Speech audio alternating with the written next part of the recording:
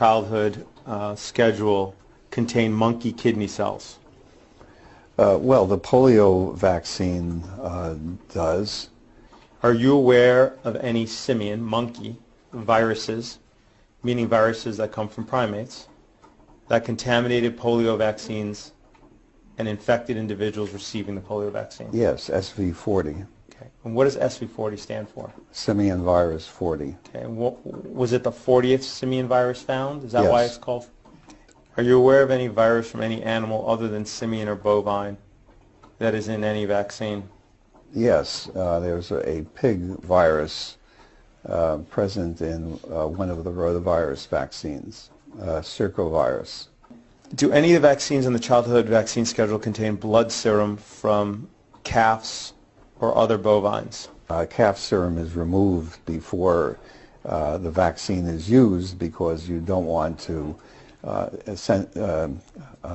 sensitize the vaccinee to cows. What is this? Vaccine excipient and media summary. Can you go to Kinrix on the first page? Yes. DTaP IPV. Do you see in the third line down, it says calf serum? Do any vaccines on the childhood schedule contain embryonic guinea pig cell cultures? Varicella vaccine was passaged in guinea pig cells. Do you know if any vaccines contain cow's milk in it? Derived from Oh, cow's well, milk? it could be, casein, for example, could be. If there was casein in the vaccine, a child could become sensitized to that, correct? Well, I'm not sure about that. You're not sure any more about that? Do any vaccines contain egg protein? Oh, yes, influenza. Do any vaccines contain gelatin from pigs? Yes. Do any vaccines on the childhood vaccine schedule contain human albumin? Oh, yes. Mm-hmm. What is human albumin? Human albumin is part of human serum. It's part of the blood that is liquid. None of it remains in the final product? I don't believe so, no. Yeah, because that could be problematic, right? Well, it could be. I mean, if the individual is not healthy. Or if maybe some of the human blood components bind to some of the aluminum and develop antibodies, self-antibodies, correct? If they develop antibodies against a serum component, that would not be good.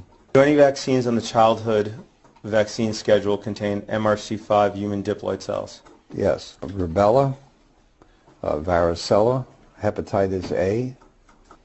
What are MRC5 cells? They are human fibroblast cell strain. They were created by taking fetal tissue and from a particular fetus that was aborted by maternal choice, and the cells, the so-called fibroblast cells, were cultivated. Do any vaccines on the childhood vaccine schedule contain WI38 human diploid lung fibroblasts? Well, they used to, but I don't think anything is made in those cells anymore. If you could turn to page 3 for MMR and MMRV. Do you see that within the ingredient list that lists WI38 human diploid lung fibroblasts?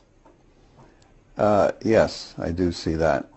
Isn't it true that human DNA in vaccines is typically purposely fragmented? Yes, and I would say mostly for theoretical reasons, doesn't want to put DNA into intact DNA into vaccines. Familiar with insertional mutagenesis? Yes. Do you have any study to show that injecting millions of pieces of human DNA into babies and children is safe? The only studies are all the safety studies that have been done on vaccines. Okay. Wasn't the purpose of this study to help develop a human cell line or to support the use of human cell lines in the creation of vaccines?